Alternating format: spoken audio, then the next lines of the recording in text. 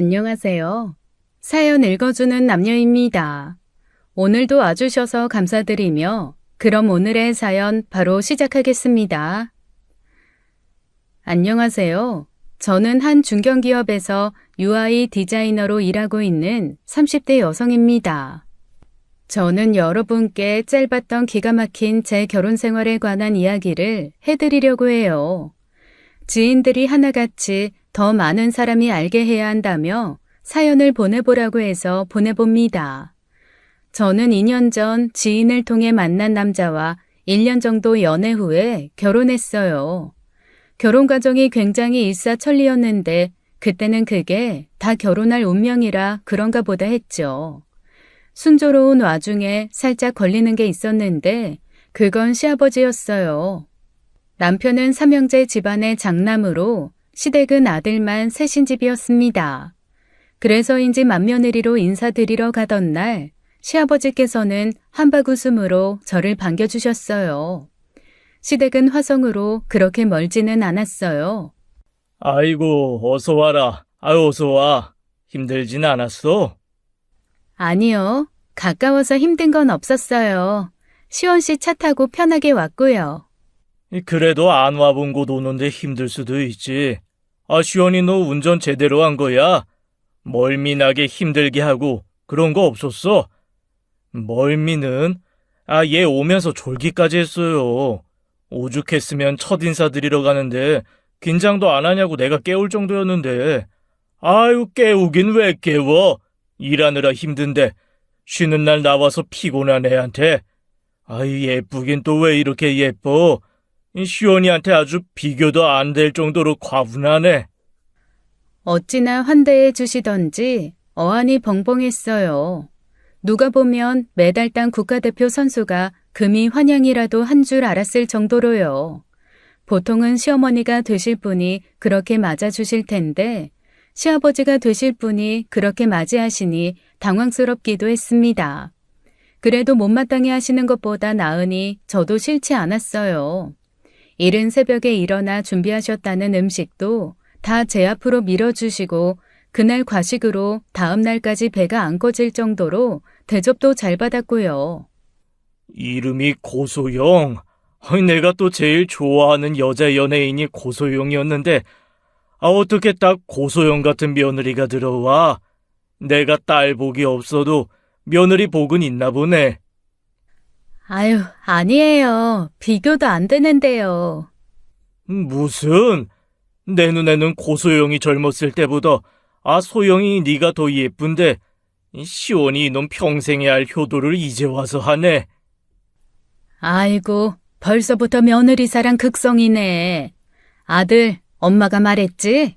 너 결혼하면 이 집에 공주님 하나 들어오는 거라고. 나는 금세 뒷방 늙은이 되겠어. 공주님 모시는 그 뭐냐? 시녀? 시녀가 되든가. 하하. 시아버지께서 저를 그렇게 치켜 세워주시고 어머니께서는 기분 좋게 장단을 맞춰주시더라고요. 너무 좋으신 분들이다 별 볼 일 없는 나를 예뻐해 주셔서 너무 다행이다 생각했습니다. 집에서도 그런 대접은 받지 못했었으니까요. 거의 임금님 수라상 대접받고 커피까지 마셨는데 시아버지께서 잠시 기다리라더니 나가시는 거예요. 소영이 넣어준다고? 아는 정육점 사장님한테 고기 맡겨놓은 거 있거든. 그거 찾아온다고 나가는 거야. 시간 제때 못 맞추는 거 아니냐고 얼마나 걱정을 하든지. 제일 신선한 걸로 준비해달라고 했거든. 네? 아니에요. 이미 준비해주신 밥상도 너무 감사한데요. 고기까지 어떻게 받아요? 그냥 받아. 평생에 저 사람 원이었으니까. 맞아. 그냥 아빠가 주시면 다 받아, 소영아. 우리 아빠 평생 며느리만 기다린 사람이거든. 내가 평생 저 사람한테 미안한 거 딱 하나 있는 게 딸 못 낳은 거거든. 아들만 줄줄이 셋을 낳았으니 오매불망 딸만 기다리던 사람한텐 얼마나 비극이야. 오죽했으면 딸 하나 입양하자고 그렇게 졸랐다니까. 정말? 아빠가 막내딸 입양하자고 그랬었어? 언제? 너 한 5살, 시훈이 1살 때쯤 됐을 거야.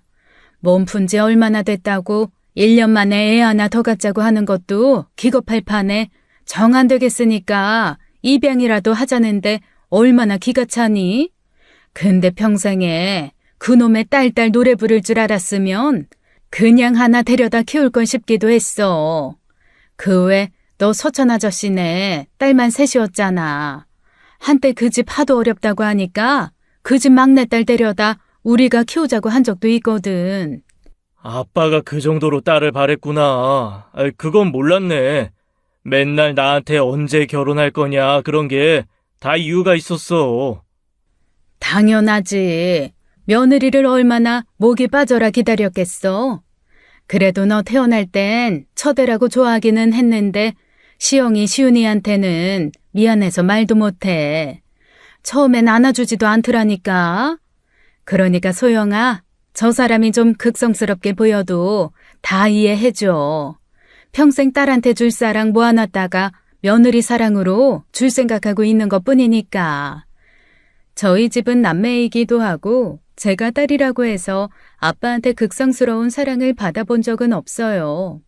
그래서인지 시어머니가 하시는 말씀이 다 신기하기만 했죠. 아들만 셋인 집이면 그럴 법도 하겠다 싶은 생각도 들면서 감사하기도 하고 다행이다 싶었습니다. 그래서 저는 처음 인사 가던 날 아버님께서 준비해 주신 질 좋은 소고기를 잔뜩 가지고 돌아왔어요.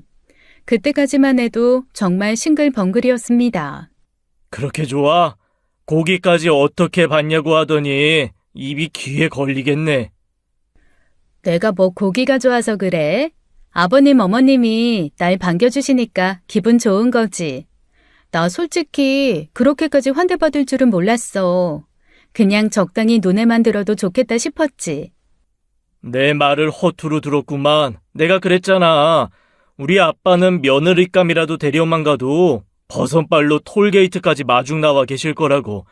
아이, 너 진짜 남편도 시집도 잘 만난 거야. 아마 주변에 우리 아버지 같은 시아버지 한 명도 없을걸? 그건 남편 말이 맞았습니다. 결혼 후 이혼하기까지 그리고 지금까지도 주변에 그분 같은 시아버지가 있다는 사람을 본 적이 없거든요. 그 뒤로도 결혼 날짜를 잡을 때까지 종종 더 만나게 됐는데 그때마다 우리 며느리 하면서 얼마나 챙겨주시고 좋아해 주셨는지 몰라요. 사실 그 횟수가 좀 잦다 보니 부담스러운 것도 사실이었습니다. 하지만 제가 좋아 그러시는 거니 그 정도 불편함이야 감수해야지 싶었던 거예요. 만나면 손 하나 까딱 못하게 하시고 정말로 부엌에 얼씬도 못하게 하셨거든요. 시어머니 앞에 두고 대놓고 시집살이 할 생각하지 말라고 하시니 민망할 정도였어요. 당신 명심해. 소영이 시집살이 시켰다가는 내가 가만 안 둬. 당신 말년에 혼자 살고 싶으면 그렇게 해봐. 아이고, 며느리 무서워서 말도 제대로 못하겠네. 내가 며느리가 아니라 공주님 하나 들어오는 거 몰랐을까봐? 걱정 말아요. 당신 아니어도 내 며느리 힘들게 할 생각 추호도 없으니까. 다행히 시어머니께서는 아버님의 그 유난을 싫어하시진 않으셨습니다. 오히려 저한테 사랑과 정성을 쏟는 걸 좋아하시는 것 같더라고요. 거기다 저희 신혼집에 굉장히 많은 돈을 보태주셨어요. 매달 나갈 대출금 걱정을 할 필요가 없을 정도로요. 그렇게까지 하면 나중에 동생들하고 문제 생기는 거 아니냐고 했더니 아버님이 애초에 그러셨답니다. 아버지는 막내 성인 되자마자 우리한테 누누이 말했었어.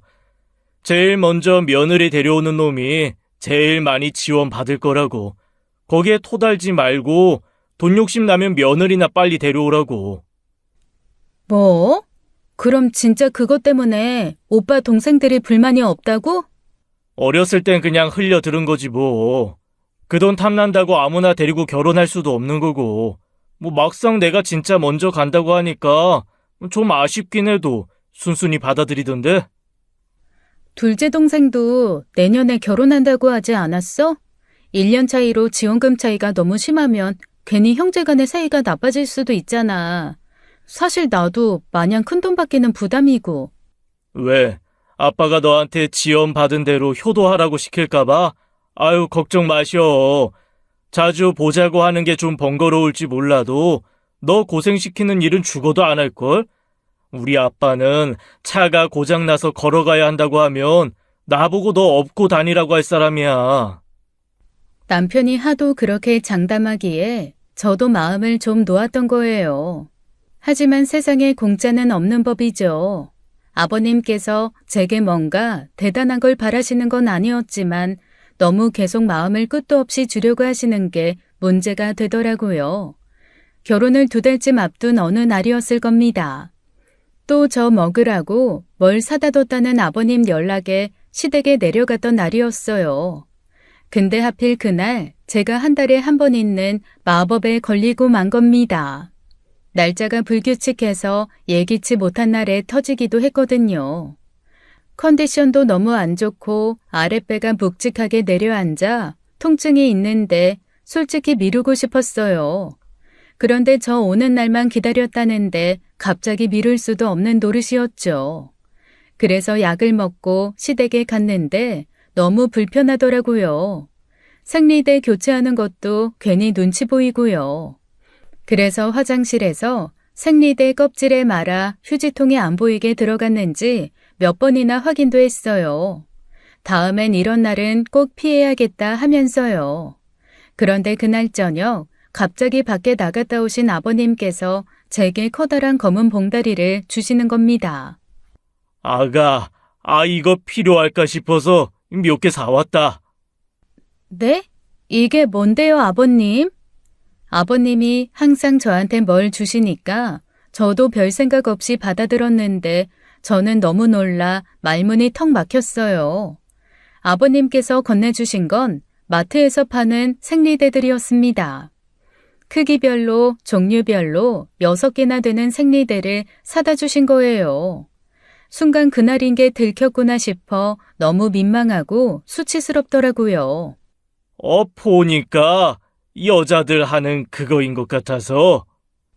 아, 이런 건 안 챙겨주셔도 되는데. 감사합니다, 아버님. 내가 딸이 없어서 이런 건 잘 몰라. 뭘 사야 할지 몰라서 다 집어왔는데, 너한테 맞는 게 있어. 네? 네. 네, 감사합니다. 감사합니다. 앞으로도 필요한 거 있으면 괜히 속에 담아두지 말고 뭐든 말해라. 친정 아버지다 생각하고, 응? 황급히 연신 고개만 끄덕이다 문을 닫고 저는 다시 한번 봉지 속을 바라보았어요. 평생 저희 아버지도 저한테 생리대 사다 주신 적이 없습니다. 갑자기 벌어진 일이라 필요했으면 남편을 시켰겠죠. 그런데 시아버지 드실 분이 말도 안 했는데 생리하시는 걸 알고 사다 주시니 얼마나 민망해요. 화가 나는데 화를 낼 수도 없고 너무 당혹스럽고 속상하기까지 했습니다. 왜 그래? 원하는 게 없어? 지금 그게 문제야? 그럼 뭐가 문제인데? 이게 말이 되냐고. 내가 언제 아버님한테 생리대 사다 달랬어? 애초에 내가 생리하는 건 어떻게 하시고. 나 지금 너무 당황스럽고 수치스러워. 뭐 화장실에 갔다가 아셨나 보지. 내가 그럴까봐 얼마나 꼼꼼하게 보고 왔는데 휴지통 들춰보지 않고서야 그걸 어떻게 알아? 그렇다고 아빠가 휴지통 봤으려고. 혹시 냄새가 났나? 아닌데? 뭐? 진짜 미쳤어. 남편은 처음에 그게 왜 문제가 되는지 모르겠다고 이해를 못하더라고요. 그걸로 소리 죽여 오랫동안 싸웠는데 아무래도 한 집이다 보니 무슨 일인가 싶어 어머님께서 여쭤보시더라고요. 남편이 자초지종을 이야기하자 시어머니도 좀 당황스러운 듯 웃으시더라고요. 아이고, 그 사람이 오버를 했네. 미안해, 소영아. 뭐든 챙겨주고 싶은 마음에 그런 거니까 너무 신경 쓰지 마라. 괜히 민망했겠네. 내가 네 아버지한테 잘 말할게. 앞으로는 이런 일 없을 거야. 다행히 어머님께서 제 마음을 잘 알아주셔서 그 일은 그냥 넘어가게 된 겁니다. 그렇게 말씀하시는데 어떻게 제가 마법에 걸린 날인 줄 알았냐고 따져 물을 수 있겠어요. 찝찝한 마음은 가시지 않았지만 그냥 묻고 넘어간 것이었죠. 나중에 친정엄마한테 그 이야기를 했더니 엄마도 기가 차다시면서 헛웃음을 내뱉으시더라고요. 참나, 진짜 별난 양반이네. 딸이라고 뭐가 다르다고 정말 유난이다. 그치? 나만 이상하게 생각하는 거 아니지? 아, 진짜 그날 민망해서 혼났다니까. 그 와중에 어머님 아시고 사과하시고. 그래도 나쁜 마음으로 그런 건 아니니까 네가 이해해. 괜한 거 트집 잡아 시집살이 시키는 것보다야 낫지. 네 아빠보다 낫네. 평생 뭐 네 아빠가 너는커녕 엄마 생리대 한번 사다 준 거 봤어? 잘 챙겨주셔서 감사하긴 한데 중간이 없는 것 같으니까. 엄마는 마음 놓인다. 그쪽에도 아빠 하나 생긴 셈이니까. 적어도 우리 딸 고생은 안 시킬 것 같아서. 좋은 게 좋은 거라고 그때는 그렇게 생각했었어요. 엄마도 시댁사랑 듬뿍 받아 귀하게 살 수 있으니 마음 놓고 시집 보내겠다고 한시름 놓으셨고요. 그래서 저도 좋게 생각하려고 노력했습니다. 그러다 결혼식을 한 달쯤 앞둘 무렵이었어요. 아버님께서 생각지도 못한 제안을 하신 겁니다. 너희들 결혼 앞두고 내가 부탁 하나만 하고 싶은데. 부탁? 무슨 부탁? 너희 결혼식 할 때 말이다. 왜 소영이는 바깥 사돈이랑 같이 입장하지 않냐? 그렇지. 나도 같이 하면 안 될까? 뭐? 아빠도? 같이 하다니. 뭘 어떻게 같이 하자는 거야? 그거 왜? 이 오른쪽에는 바깥 사돈, 왼쪽에는 내가 하면 되지 않겠어? 뭐?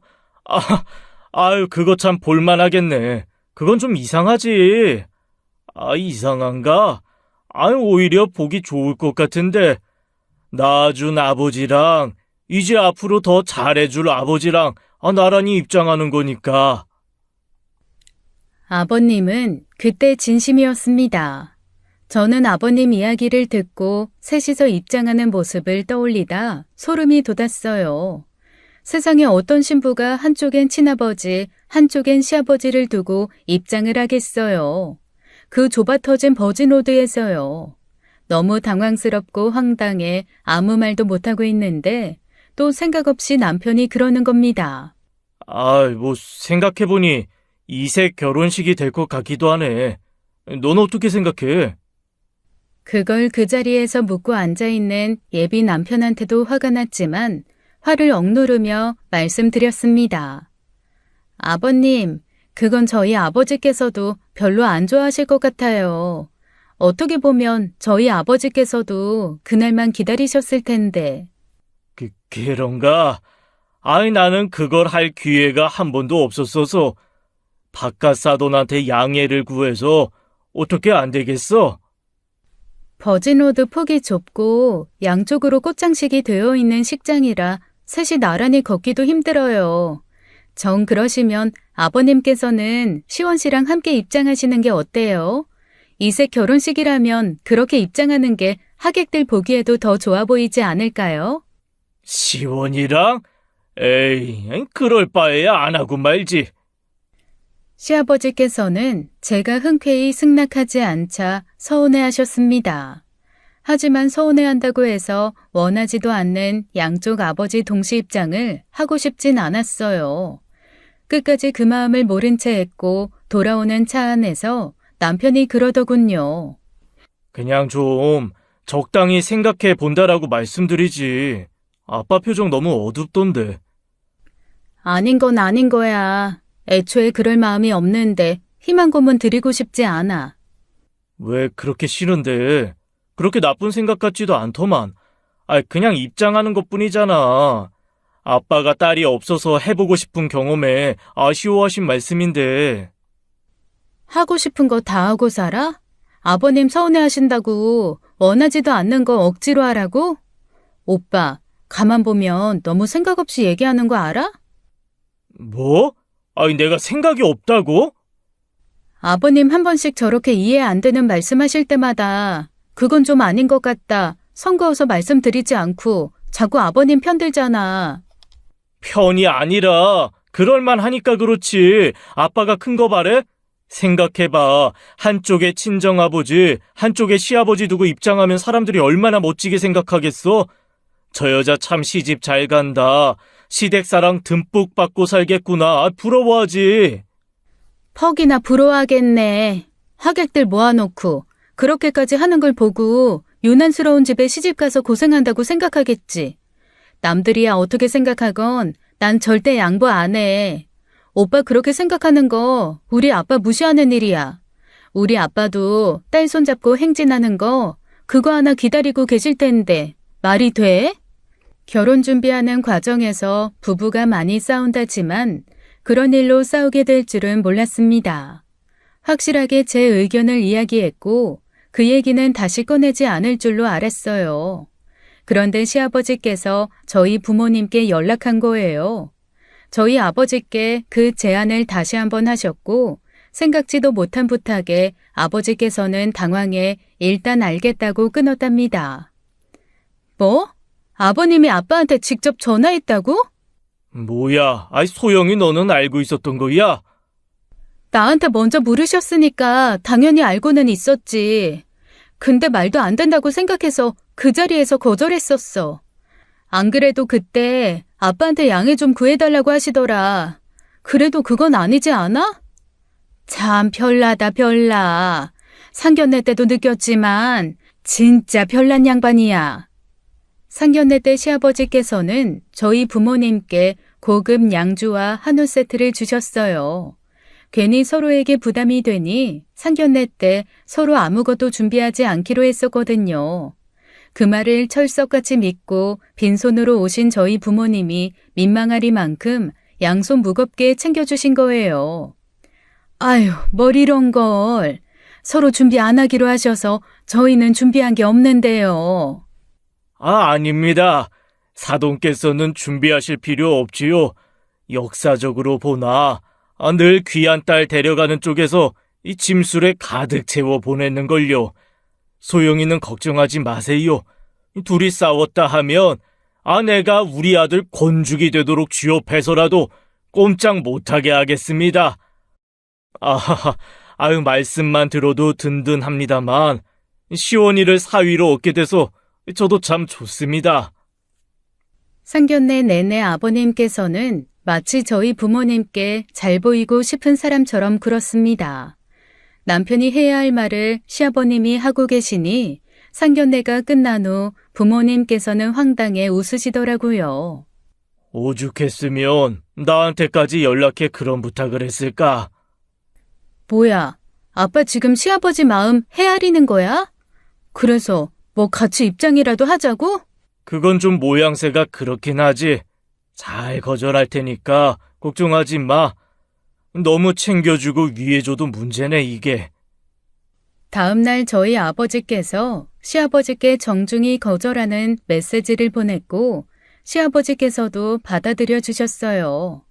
그때까지만 해도 시아버지의 유별난 며느리 사랑이 기어이 파탄에 이르게 하는 큰 문제가 될 거라곤 생각지도 못했습니다. 그럼에도 걱정이 많았던 결혼식이 무사히 끝났고 그게 끝일 거라고 생각했죠. 그런데 결혼 후에는 더 본격적인 문제가 기다리고 있더라고요. 시부모님을 만나게 되는 횟수가 잦아도 너무 잦은 겁니다. 집을 해주신 것이나 다름없다 보니 오고 싶으시다는 거 막을 수도 없고 그렇다고 매주 오시는 거 매번 환영해 드릴 수 없어 난처하더라고요. 찾아오시는 것도 꼭 주말인 것도 아니라 어느 날은 퇴근 후 바로 맞이해야 하는 날도 있었어요. 물론 저 고생시키는 분들은 아니라 오시면 꼭 외식하시고 빈손으로 오시는 법이 없긴 했지만요. 늘 오셔서 냉장고에 좋은 고기와 해산물로 채워주시고 봉투까지 마련해 용돈 주신다고 하면 다들 두 팔 벌려 환영해야 하는 거 아니냐 할 거예요. 하지만 그것도 하루 이틀이죠. 신혼초 주말을 전부 시부모님께 반납해야 한다고 생각해 보세요. 아무리 잘해주신다고 한들 내 부모가 아니잖아요. 이래저래 신경 쓰다 보면 평일에 일로 쌓인 스트레스를 풀 새도 없이 시부모님 모시며 피로가 쌓였죠. 결국 결혼 2달 만에 도저히 안 되겠다 싶어 남편과 싸우게 된 겁니다. 소영아, 너 아까부터 표정이 왜 그래? 불만 있는 사람처럼. 불만이 있지. 그럼 없겠어? 지금 몇 주째야? 해도 너무하잖아. 우리 엄마 아빠 찾아온 것 때문에 그래? 아니, 너도 좋다고 한 거 아니야? 우리 부모님 앞에서는 좋다고 생글생글 웃다가 가자마자 돌변해 그러는 게 어딨어. 그럼 내가 거기다 대고 그만 좀 오셔라. 해도 너무하시는 거 아니냐. 그렇게 따졌어야 한다는 거야? 이럴 땐 오빠가 나서야지. 아버님, 어머님께서 선을 모르시면 오시더라도 적당히 오실 수 있게 오빠가 선을 그어야 하는 거야. 대체 왜? 엄마도 아빠도 오셔서 너 고생 안 시킨다고 식당에서 맛있는 밥 사주시고 올 때마다 좋은 고기만 먹으라고 비싼 한우까지 사다 쟁여주시는데 대체 뭐가 문제인데? 지금 그걸 말이라고 해? 호의면 무조건 넙죽넙죽 받아야 한다는 거야? 정도가 있어야 한다는 거잖아. 정도가. 우리 결혼식 올리고 지금까지 한 줄을 안 거르고 오셨어. 한 줄을. 그것도 반은 어머님은 안 오시고 아버님만. 나 다는 안 돼. 아무리 좋으신 분이라고 해도 나도 쉴 시간이 필요하다고. 나 앞으로 주말에는 친정에 가 있을게. 오빠가 알아서 말씀드려. 아빠가 나 보러 와? 너 보러 오는 거잖아. 그런데 네가 없으면 아빠가 뭐라고 하시겠어? 아무리 좋은 사이여도 부부고 친구고 거리감이 필요한 거야. 딱 붙으면 더워서 싫고 너무 멀어지면 서운해서 싫고. 그러니 적당한 거리를 찾아가야 하지 않겠어? 결국 저는 그렇게 선전포고하고 주말마다 친정에 가버렸죠. 제가 없다 보니 아버님께서 연락이 와 어디 갔냐 물으셨는데 그때마다 이런저런 친정 핑계를 댔어요. 그러다 보니 평일에는 오셔도 주말에는 안 오시더라고요. 평일은 저녁만 먹고 얼른 자면 되고 주무시고 가더라도 다음날 출근하면 되니 차라리 나았습니다. 주말은 온전히 쉴 수가 있었으니까요. 그렇게 반년쯤 지났을 거예요. 제가 편해진 아버님께서는 그 뒤로도 며느리 사랑을 몸소 실천하셨습니다. 문제는 이상하게 시간이 갈수록 저는 편해지지 않고 더 불편해졌다는 거예요. 첫 만남에서부터 한동안은 술도 거의 마시지 않았는데 알고 보니 아버님께서 애주가시더라고요. 어느 날부터 갑자기 식사하실 때마다 반주를 하시더니 그때마다 실수를 좀 하시는 겁니다. 아가, 아유 소영아, 너 내 옆으로 와서 앉아라. 술을 마실 때마다 제가 맞은편에 있으면 굳이 옆자리로 부르셨어요. 처음엔 멋모르고 가서 비위를 맞춰드렸는데 그게 몇 번 반복되니 너무 싫더라고요. 그냥 앉혀두기만 하시는 날도 있고 자꾸 저한테 술을 따르라고 하시는 날도 있었거든요. 저희 아버지는 평생 저한테 술 한 잔 따라보라고 하신 적이 없습니다. 그리고 어딜 가서도 함부로 술 따르라고 하는 자리는 가지 말라고 단단히 교육해 주셨고요. 예전과 달리 요즘은 회사에서도 상사에게 술을 따르라고 하는 문화가 아니다 보니 저는 그런 요구가 더 불편하기만 했었어요. 하지만 나쁜 의도를 가진 건 아니라고 생각해 그냥 응해드린 것뿐이었죠. 어쩜 이렇게 예쁠까? 바깥 사도는 너 낳아주고 아주 꽹가리를 치고 마을 100바퀴도 돌아다니셨겠다. 아, 그러진 않으셨던 것 같아요. 아이 왜? 나 같으면 아주 발이 땅에 떨어질까? 매일같이 업고 안고 다녔을 거야. 아버님께서는 술로 붉어진 얼굴을 제 코앞까지 밀어놓고 감상하셨습니다. 표현이 좀 이상한데 정말로 감상하셨어요. 눈, 코, 입 그냥 꼼꼼하게 쳐다보는 거예요. 누가 보면 진짜 대단한 미인이거나 고소영이라도 닮았나 싶겠지만 전혀 안 닮았습니다. 평범하기 그지없는 얼굴이라 남들한테 말하기 민망할 정도예요. 처음엔 시선을 어디로 두어야 할지도 모르겠고 불편해서 피하고 싶었는데 손을 꽉 잡고 계시는 통에 움직이는 것도 쉽지 않았죠. 하다 도가 너무 지나치다 싶으면 나서는 건 시어머니 뿐이었습니다. 아이고, 그러다 며느리 닳겠네, 닳겠어.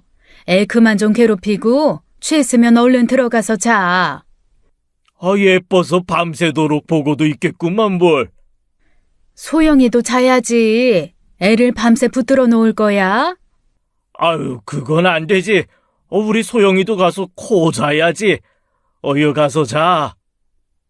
그러면서 제 등허리를 툭툭 두드리시는 것도 점점 불쾌했습니다. 그런 일들이 생길 때마다 부부싸움으로 이어졌어요. 늘 같은 레퍼토리였어요. 저는 아버님 행동이 좀 과하다고 했고 남편은 다 사랑이 있어 하시는 행동인데 뭐가 문제냐는 식이었죠. 남들은 시아버지 사랑 못 받아 안달이라는데 저는 배가 불러 그런 거라고요. 자기도 못 받고 자란 사랑 독차지했으면 그냥 즐기라고 하며 거의 방관했죠. 그러다 결정적인 사건이 터지고 만 거예요. 그날은 시어머님 생신으로 시댁을 찾은 날이었습니다. 마침 오래 알고 지내던 시부모님 지인분들이 와 계셨어요. 말이 지인이지 아버님 친구분이신 것 같더라고요. 그때 아버님께서 저를 불러 또 옆에 앉히신 겁니다. 얘가 우리 며느리 아주 예쁘지? 내가 요즘 밥을 안 먹어도 배가 부르다니까. 아하이, 그럴만도 하네. 너 임마 옛날부터 그렇게 딸 노래를 불러댔잖아. 그러니 얼마나 예쁘겠어? 예쁠만도 하지. 내가 시원이 아빠 고등학교 때 친구예요. 그러지 말고 한 잔 받아요. 술 할 수 있죠? 자연스레 그 지인분께서 주시는 술잔을 받았고 한 잔, 두 잔 불편한 자리에서 술을 받아 마시게 된 것이죠.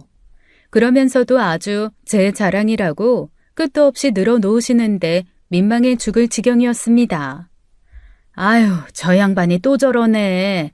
아주 애첩이 따로 없다니까. 아이고, 재수씨 좀 서운하겠네. 남편이 며느리만 챙기니. 아유, 나는 그런 거 하나도 없어. 그놈의 딸소리 안에서 얼마나 속이 시원한지. 저러고 있으면 내가 아주 기꺼이 빠져들인다니까. 그게 지금 제 앞에서 저 좋으라고 하는 소린가 싶더라고요. 애처비니 뭐니 너무 불편해 견딜 수가 없었습니다. 그만 자리를 떠야겠다는 결심을 하던 순간이었어요. 갑자기 취한 시아버지께서 저를 옆으로 끌어당기시더니 제 볼에 입을 맞추신 겁니다. 아주 요거 이뻐 죽겠어.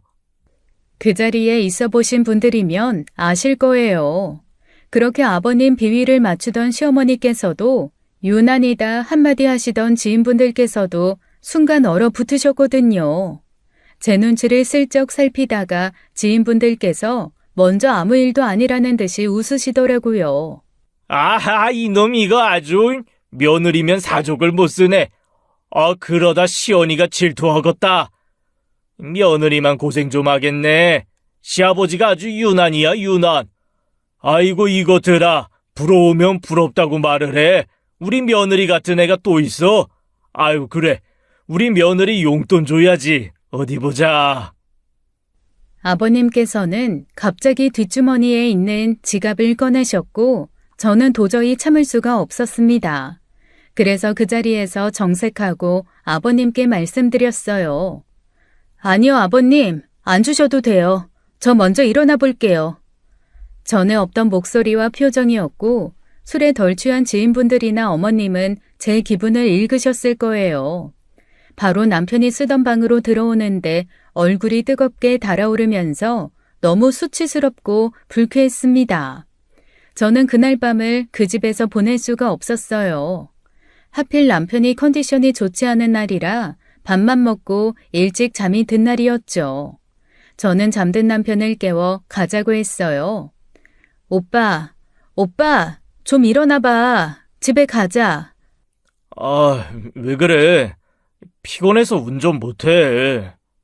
운전 내가 할게. 나 지금 여기서 잘 기분이 아니라서 그래. 기분은 또 무슨 기분? 소영아, 나 오늘 컨디션 안 좋다고 이야기했잖아. 내일 가자, 내일. 그럼 나 먼저 올라갈게. 오빠는 내일 택시 타고 와. 택시는 무슨 택시? 왜 그러는 건데? 나 지금 기분 되게 더럽거든? 짜증낼 사람 오빠 아니고 나니까 같이 갈 거면 일어나. 한 번도 없던 일이라 남편이 놀라긴 놀란 모양이었습니다.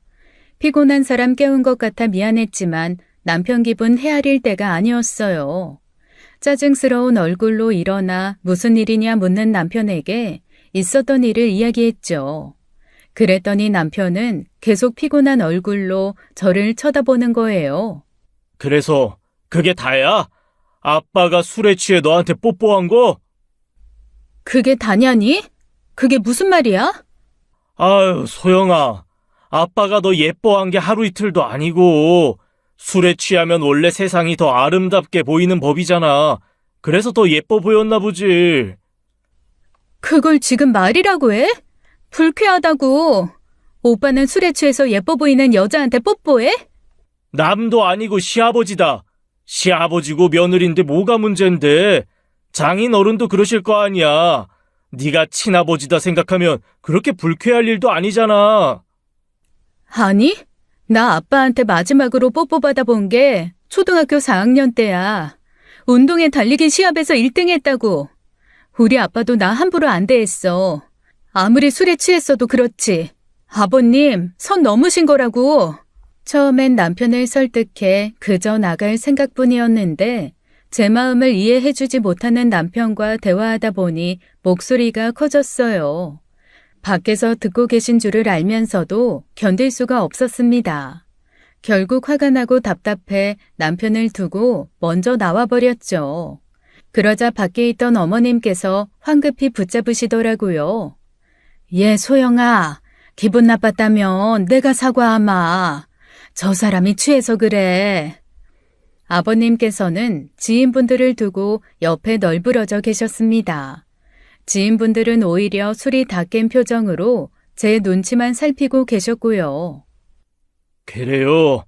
춘식이 제가 술에 약해서 저게 개지 뭐야. 너무 마음 쓰지 말아요. 나쁜 애는 아닌데. 마음이 과해서 그래. 술도 마음도 너무 과했다. 아마 깨면 자기도 창피해서 미안해할 거야. 어머니, 저 오늘 여기서 못 잘 것 같아요. 저 그냥 보내주세요. 먼저 가보겠습니다. 아버님도 아니고 어머님 사과받자고 한 쇼도 아니었습니다. 그래서 그 길로 차를 몰고 서울로 와버렸죠. 남편은 저를 이해하지 못했어요. 다음날 버스 타고 올라와 일주일 동안 서로 말도 안 했죠. 대판 싸우면서 저희 부모님께 말씀드려도 되겠냐고 하니 그제야 꼬리를 내렸지만요. 아버님께서는 어머님께 전해 들었는지 다음날 바로 연락을 주셨어요. 목소리 듣기 불편해 전화를 받지 않자 장문의 문자 메시지를 보내셨죠. 아가, 미안하다. 내가 너한테 큰 실수를 한 것 같구나. 내가 딸이 평생의 소원이라 너를 딸처럼 생각하다 보니 그렇게 됐다. 소영이 네가 기분이 나빴다면 사과하마. 근데 나는 너가 정말 예쁘고 사랑스러워서 그런 거야. 다른 뜻은 없으니 너무 기분 나빠하지 않았으면 좋겠다. 사랑한다. 솔직히 제가 원하던 말은 아니었어요. 은근히 본인은 딸처럼 생각해 그런 것뿐이라며 이해를 강요당한 것 같았죠. 저는 남편에게 한 번만 더 그런 일이 있으면 더는 시댁도 가지 않고 아버님도 보지 않게 했다고 선언했습니다. 그 후로 조금 거리를 두고 지냈어요. 그런데 만나 뵐 때마다 아버님께서 제 눈치를 보시기에 저도 어느 정도 마음을 풀었을 때였습니다. 모처럼 남편과 데이트를 하기 위해 차려입고 나서는 길이었어요. 그런데 아파트 현관 앞에서 아버님을 만난 겁니다. 아빠, 갑자기 무슨 말이야? 아이, 니들 어디 나가? 이 근처에 일이 있어 왔다가 같이 점심이나 먹으려고 들렀지? 안녕하세요, 아버님. 아이, 그래. 잘 됐네. 그러면 같이 나가. 우리도 점심 먹으러 나갈 참이었어. 그래. 그럼 같이 가자. 순간 들뜬 마음이 팍 식고 기분이 안 좋았습니다. 그간 일도 많고 피곤해 주말을 계속 집에서 보내다가 모처럼 둘이 나간 날이었거든요.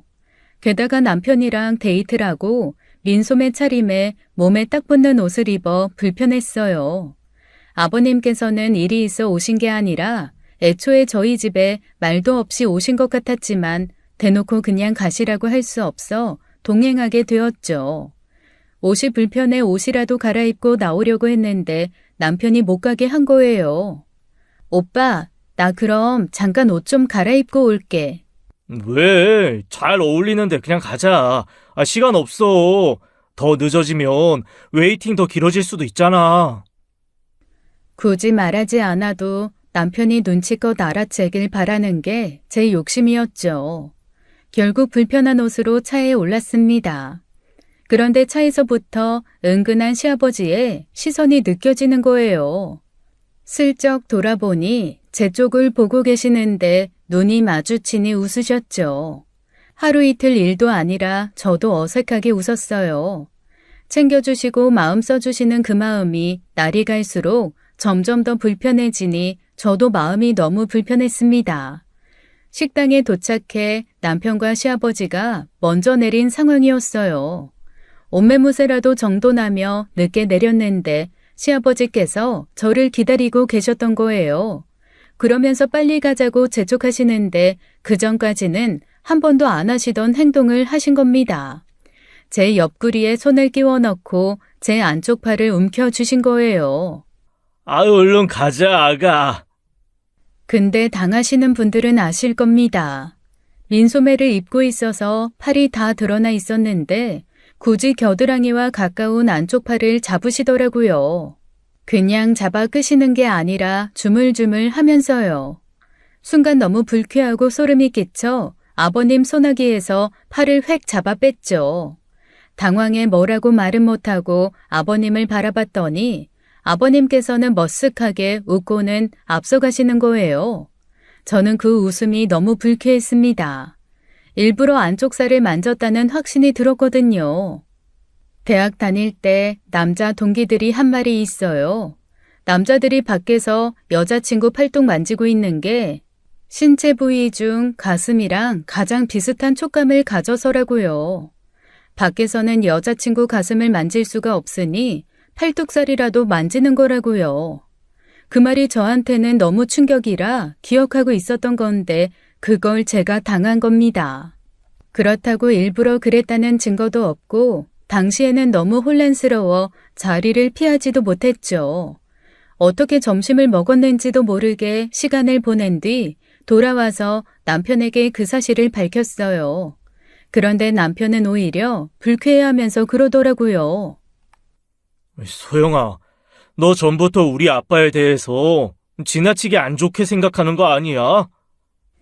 내가 일부러 그런 생각을 하는 거라는 거야? 물론 일부러는 아니겠지만 솔직히 그 말 나 좀 불쾌하다. 아빠가 대놓고 너한테 다른 마음이라도 품고 그런 행동을 했다는 거잖아. 내가 그럼 의심이 안 되게 생겼어? 지난번부터 자꾸 선을 넘으시는데. 너도 알고 나도 알잖아. 아빠가 너 얼마나 딸처럼 여기고 좋아하시는지. 딸이면 더 못 그래. 우리 아빠는 한 번도 내 몸에 함부로 손댄 적 없다고. 딸이 무슨 장난감이야? 인형이야? 왜 자꾸 멋대로 만지는 건데? 없어서 그런 거잖아. 없어서. 딸이 있었으면 더 조심하셨겠지만 그냥 예뻐해주면 된다고만 생각하니까 그런 거잖아. 오빠는 내 편 좀 들어주면 안 돼? 아무리 부모라지만 잘못된 행동을 하신 거잖아. 무엇보다 신체적인 문제는 내가 불쾌하다고 했고, 그러면 잠자코 내 편 들어주면 어디가 덧나? 내가 지금 누구랑 사는지 모르겠어. 이런 일이 생길 때 가장 힘이 되어줘야 하는 사람이 남편 아니야? 우리 아빠 일이잖아. 내가 아빠를 몰라? 됐어. 오빠가 그런 식으로 나온다면 난 앞으로 아버님 일 오빠한테 상의할 필요도 없어. 앞으로 아버님은 오빠나 만나. 연락 없이 오시는 것도 너무 싫고 한 달에 한 번 이상은 아버님이고 어머님이고 안 만나. 소영아! 저는 남편에게 선전포고한 거예요. 그때가 마지막 기회를 준 것이었죠. 자기 부모님 일이니 외면하고 싶은 마음이야 충분히 이해하지만 그래도 이건 아니잖아요. 한두 번도 아니고 몇 번이나 불쾌하다고 했으면 남편으로서 중재하는 노력은 해야죠. 그 뒤로 저는 정말로 아버님이 오시는 날이면 바로 친정으로 가버렸습니다. 어머, 너 또 왔어? 요즘 문턱 닳게 오는데 무슨 일이야? 그냥 아버님 오셔서 왔어. 또? 얼굴은 그냥이 아닌데. 무슨 일인데 말해봐. 시원이랑 무슨 일 있어? 아, 엄마, 나 그냥 이혼할까? 뭐? 너 결혼한 지 얼마나 됐다고 벌써 이혼이야? 어이구, 결혼 1년 차쯤 되면 이혼 생각 안 하고 사는 사람이 없다더라. 싸워볼 만큼 싸워보고나 이혼해. 오빠랑 문제가 아니야. 그럼 무슨 문제인데? 저는 망설임 끝에 그동안 아버님과 있었던 일을 털어놓았어요. 처음엔 늘 그렇듯 별난 양반이지 않냐고 웃던 엄마도 점점 웃음기를 잃었죠. 네 시아버지 노망난 거 아니니? 만지기를 어딜 만져? 그러니까 돌아버리겠다니까 진짜. 딸 같다는 말로 포장해놓고 성추행 당하는 기분이라고. 그게 추행이지 뭐야. 진짜 웃기는 양반이네. 엄마는 불같이 화를 냈고 그날 저녁 아빠에게도 이 사실을 밝혔어요. 아빠는 심각한 표정으로 듣고 계셨고 이혼을 고민한다는 제 말에도 아무 말도 하지 않았습니다. 그건 아빠도 어느 정도 동의한다는 의미였어요. 평소 같았으면 이혼의 이자도 꺼내지 못하게 하며 화를 내셨을 분이시거든요. 그래도 어른답게 해결하고 싶으셨던 아빠는 시부모님을 집으로 초대하셨습니다. 편안한 자리에서 얼굴 보고 이야기라도 해보고 싶으셨던 거예요. 시부모님은 갑작스러운 초대에 싱글벙글한 얼굴로 찾아오셨고요. 아이고, 오랜만입니다, 사돈. 예, 어서 오세요. 차린 건 없지만 많이 드세요. 차린 게 없긴요.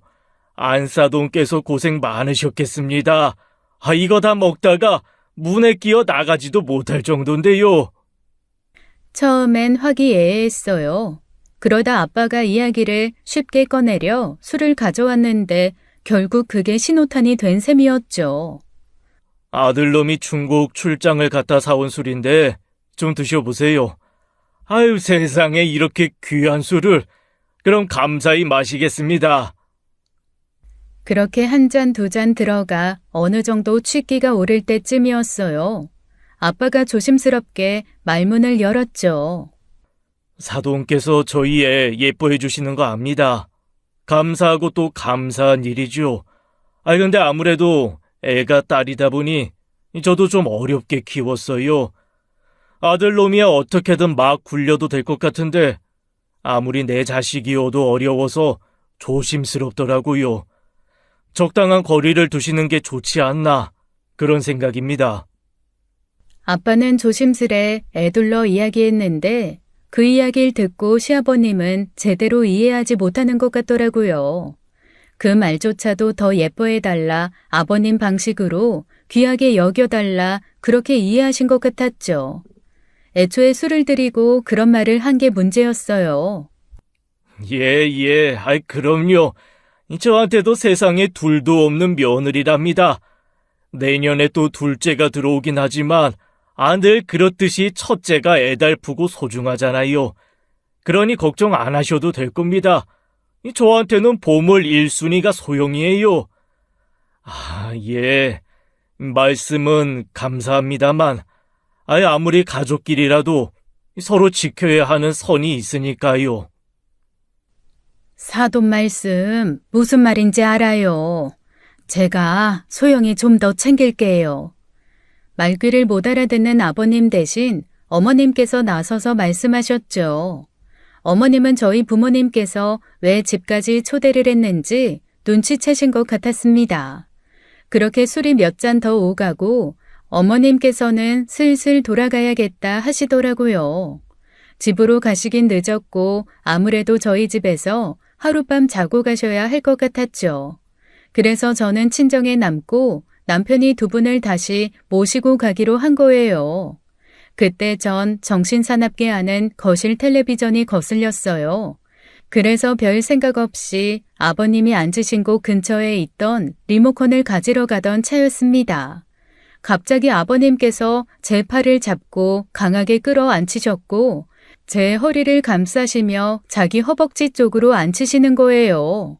너무 놀라 헉소리도 못 내고 쳐다보다 일어나려고 엉덩이를 들썩였는데 제 어깨를 눌러 못 일어나게 하는 겁니다. 그 순간 신체적 접촉이 있었고 저는 엉덩이에 닿는 불쾌한 촉감에 기겁하며 아버님을 거의 밀치다시피 하고 일어난 거예요. 진짜 미친 거 아니야? 저도 모르게 그 소리가 절로 나왔죠. 온몸이 바들바들 떨리고 눈물이 왈칵 터졌어요. 아버님도 놀랐는지 널브러진 채 저를 멍하게 쳐다보더라고요. 저희 부모님도 그 광경을 보았고 남편과 시어머니조차도 너무 놀라 몸이 굳어버렸습니다. 대체 이게 무슨 경우입니까? 나는 그냥 애 용돈이나 좀 주려고. 그러면서 하는 말이 용돈 타령이었어요. 뒷주머니에 있는 지갑을 찾으려 더듬거리는데 너무 소름이 끼쳐 견딜 수가 없었습니다. 용돈이요? 지금까지 내 딸 이딴 취급하면서 용돈을 줬습니까? 사돈, 이 사람이 좀 취해서 그래요. 취하면 꼭 이렇게 안 하던 짓을 한다니까. 원래는 맨정신에 그러는데 술이 들어가면 꼭. 술이 들어가면 뭐요? 내 딸을 무슨 술집 잡부라도 된다고 생각하는 겁니까? 어떻게 며느리 어려운 줄 모르고 함부로 만지고 이딴 행동을 합니까? 저도 아빠가 그렇게까지 화를 내는 모습은 처음 봤습니다. 어머님께선 아무 말씀 못 하셨죠. 아빠는 남편에게도 삿대질을 하며 소리를 치셨어요. 자네가 문제야, 자네가. 소영이가 몇 번이나 이야기를 했다며 어떻게 남편이란 사람이 이런 문제를 방관해서 친정에서 움직이게 만들어? 내 딸 이런 대접받게 하려고 데려간 거야? 아닙니다. 죄송합니다, 장인어른. 이런 상황에서 누구보다도 분노해야 하는 게 자네야. 아무리 자네 부모여도 그렇지. 자네한테 아내보다 귀한 사람이 누가 있다고? 나 도저히 용납 못하겠네. 좋은 게 좋은 거라고. 내가 보기 전까지는 잘 풀어보자 했는데 이건 아니지. 당장 이혼해. 장인어른, 안 됩니다. 이혼이라뇨. 나는 자네 같은 사람한테 내 딸 못 맡겨. 이 세상 귀한 사람 대접해줄 것처럼 눈을 가려놓고 내 딸을 무슨. 내가 기가 막혀서 진짜. 당장 내 눈앞에서 꺼져. 잘못했어요, 장인어른. 저도 직접 본 게 처음이라 그래요. 저도 아버지가 소영이한테 이렇게 큰 잘못을 한지 몰랐습니다. 정말이에요. 이미 자는 떠났다. 소영이 네 생각은 어떠냐? 기회는 이미 충분히 줬다고 생각해, 오빠. 소영아, 얘기 끝난 것 같으니 빨리 내 눈앞에서 썩 꺼져. 안 꺼져? 못 갑니다. 절대로 못 가요. 제가 잘못한 것도 아닌데 왜 제가 이혼을 합니까? 잘못한 게 없어? 참나. 여보, 당장 경찰서에 신고해. 당장 신고해서 다 잡아쳐 넣어버려. 평소 같았으면 그냥 아빠가 화가 나 하신 말씀이라고 생각하고 엄마도 그냥 넘겼을 거예요. 그런데 엄마는 그 자리에서 기다렸다는 듯이 경찰에 신고했죠. 그것도 성추행으로요. 저도 엄마가 그렇게까지 할 거라고는 생각 못한 터라 놀랍기도 하고 감동도 했습니다. 딸 같은 건 이런 거죠. 딸 같아서 만지는 게 아니라 딸 같으니 더 소중하게 생각하며 이런 문제가 생길 때 가장 먼저 나서야 하는 겁니다. 부모님이 괜히 부모님이 아니었어요. 경찰이 와서 자초지종을 듣고 같이 경찰서까지 가게 됐고 저는 그 자리에서 시아버지를 성추행으로 고소했죠. 술이 깬 다음에 아버님께서는 저희 집에 다시 찾아와 사과를 하셨지만 저는 만나지 않았습니다. 성추행으로 고소당한 사람이 찾아오면 더 문제가 되는 거 아시냐고 물었더니 그제야 돌아갔다더라고요. 남편도 절대 이혼만은 못한다고 매일같이 찾아와 빌었습니다. 미안해, 소영아. 내가 너무 안일하게 생각했어. 아빠 안 보고 살게. 제발 한 번만 봐줘. 오빠만 내 편이었어도 어떻게든 조용히 해결할 수 있었던 문제였을지도 몰라. 난 오빠 같은 사람이랑은 평생 함께 할 수 없어. 뭘 믿고 내가 오빠를 의지해서 살겠어? 오빠는 오빠 아내이자 아버님 애첩처럼 살 수 있는 여자 만나서 그냥 재혼해. 나는 그럴 생각 추호도 없으니까. 그날 그 광경을 본 사람이라면 모두 똑같은 생각을 했을 거예요. 아버님의 행동에 다른 의도가 있었다는 걸요. 저는 아직도 아버님이 저를 앉혀놓고 제 어깨를 눌러 자기 사타구니 안쪽으로 밀착시키던 그 느낌을 잊지 못합니다. 생각만 해도 구역질이 나오고 불쾌했죠. 세상에 둘도 없는 시아버지처럼 굴었던 사람이 그저 성추행범이었을 뿐이에요. 그런 사람한테 딸이 오지 않았던 건 하늘이 미리 알고 하신 일이라는 생각도 들더라고요. 남편이 끝까지 이혼해주지 않아 이혼 소송을 진행했는데 아버님 소송건이 더해지자 결국 합의했습니다. 아버님이라고 부르고 싶지도 않은 그 사람은 징역 1년에 집행유예 2년이 나왔어요. 주변에 소문이 나서 손가락질 받고 결국 20년을 넘게 산 집을 팔고 이사도 가야 했고요. 어쨌거나 저는 그 죄목이 인정됐다는 것만으로도 만족했습니다. 저 혼자 예민한 여자가 되지 않고 법적으로도 추행으로 인정받았으니까요. 소송이 진행되는 동안 그 사실을 알게 된 여자 쪽 가족이 결혼을 엎었고 그 일로 전 남편 동생은 시댁이랑 의절에 산다더라고요. 이혼 후에도 한동안 찾아오던 전 남편이 어느 순간부터 오지도 않고 연락도 없었습니다. 그러다 이혼한 지 6개월 만에 재혼 준비한다는 소리가 들리는 거예요. 불쌍한 여자다 싶었는데 결혼 직전 어떻게 알았는지 이혼 사유를 알게 된 후 전 남편도 파혼했다더라고요. 그쪽과는 다시는 얽히고 싶지 않아서 지금은 전화번호도 모두 바꾸고 지내고 있습니다. 뿌린 대로 거두는 법이고 어쩔 수 없이 부모의 죄는 자식에게 대물림 되기 마련이에요. 그러니 부모가 똑바로 살아야 하고요. 많은 사람에게 이야기했다고 생각하니 좀 더 후련한 기분입니다. 당장 재혼 생각은 없지만 나중에 재혼하게 된다면 차라리 시아버지가 없었으면 싶습니다. 지금까지 사연 읽어주는 남녀였습니다. 끝까지 시청해주신 여러분 감사드리며 저희는 다음 사연으로 돌아올게요. 감사합니다.